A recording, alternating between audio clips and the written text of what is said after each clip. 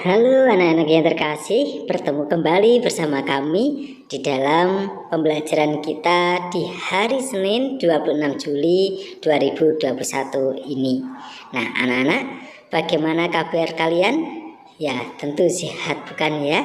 Nah anak-anak, kali ini kita akan mempelajari tema 1 subtema 2. Dengan tema 1, judulnya adalah selamatkan makhluk hidup, dengan subtema 2-nya hewan sahabatku.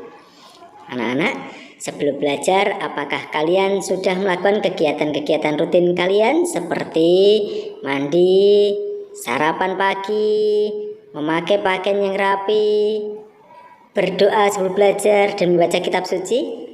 Baik ya, mari kita membaca kitab suci bersama. Bacaan diambil dari Injil Matius bab 13 ayat 16 sampai dengan 17. Akan tetapi berbahagialah matamu karena melihat dan telingamu karena mendengar.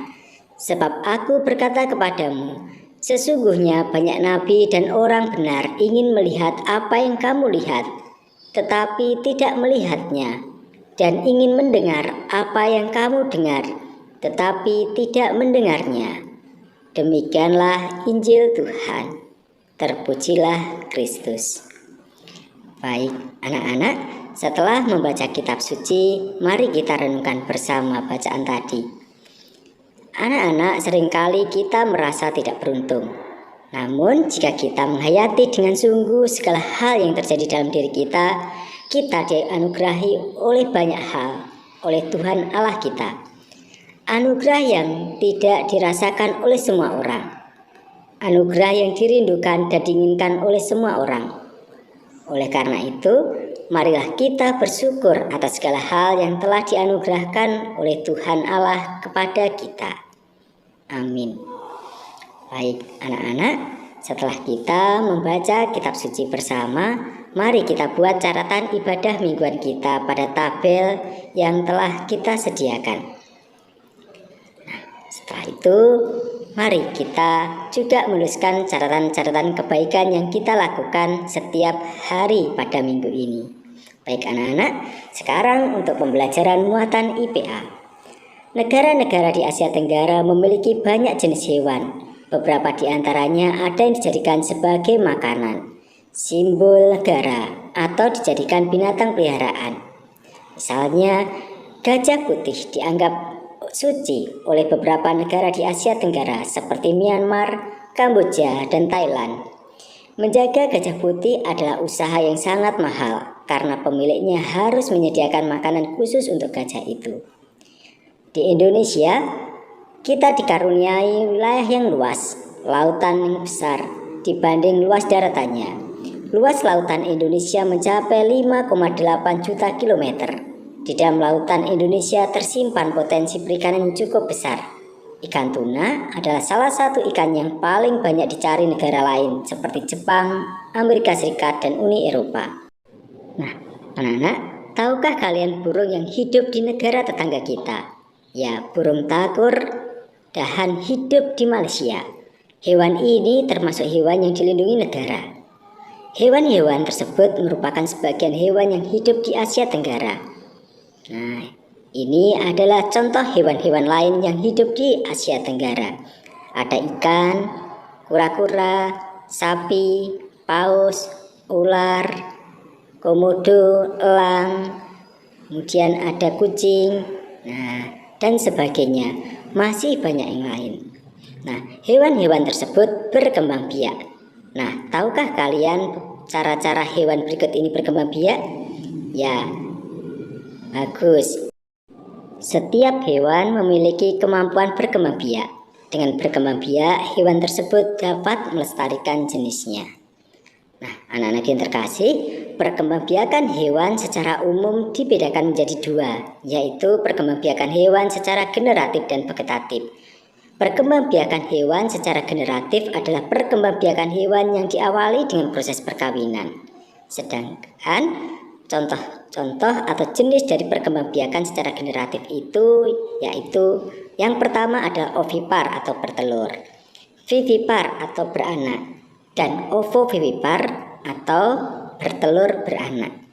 Nah, untuk lebih jelasnya Mari kita baca penjelasan-penjelasan berikut ini. Hewan ovipar yaitu hewan yang berkembang biak dengan cara bertelur. Contohnya ayam, kura-kura, burung elang, kemudian serangga, dan sebagainya. Sedangkan vivipar adalah hewan yang berkembang biak dengan cara melahirkan. Contohnya paus, sapi, kucing, kuda, dan sebagainya. Sedangkan ovovivipar adalah hewan yang berkembang biak dengan cara bertelur sekaligus melahirkan. Contohnya adalah ular. Nah, ular selamanya tidak melahirkan anak-anaknya.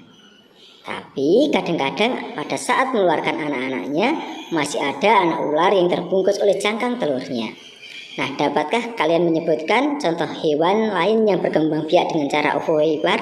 Ya, bagus. Contoh yang lain yaitu beberapa jenis kadal. Baik anak-anak, sedangkan perkembangbiakan hewan secara vegetatif itu adalah perkembangbiakan hewan yang tidak diawali dengan proses perkawinan. Perkembangbiakan secara vegetatif itu dibedakan menjadi 3, yaitu bertunas, membelah diri, dan fragmentasi. Hewan yang bertunas contohnya adalah hidra dan porifera. Hewan yang berkembang biak dengan membelah diri contohnya adalah amoeba, euglena, dan paramecium.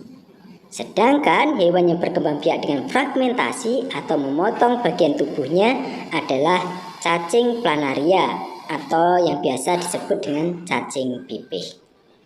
Baik anak-anak, agar kalian bisa lebih memahami apa itu perkembangbiakan hewan secara generatif dan vegetatif, kami sediakan tabel perbedaannya. Nah, tabel perbedaannya adalah sebagai berikut. Perkembangbiakan hewan secara generatif itu dilakukan secara kawin, alias terjadi perleburan antara sel kelamin jantan dan betina. Sedangkan pada perkembangbiakan secara vegetatif tidak. Kemudian secara generatif dibutuhkan sel jantan dan sel betina. Sedangkan pada perkembangbiakan vegetatif membutuhkan satu sel induk saja, dan lain-lain. Baik anak-anak, sekarang sebagai tugas kalian, coba kalian kerjakan soal-soal berikut ini di buku kalian dengan baik dan rapi. Baik, setelah kita belajar muatan IPA, kita sekarang belajar muatan SPDP, yaitu membuat patung dari plastisin. Cara membuat patung mainan dari plastisin adalah berikut ini. 1. Siapkan plastisin. Yang kedua, kalian lunakkan plastisin kalian dengan tangan.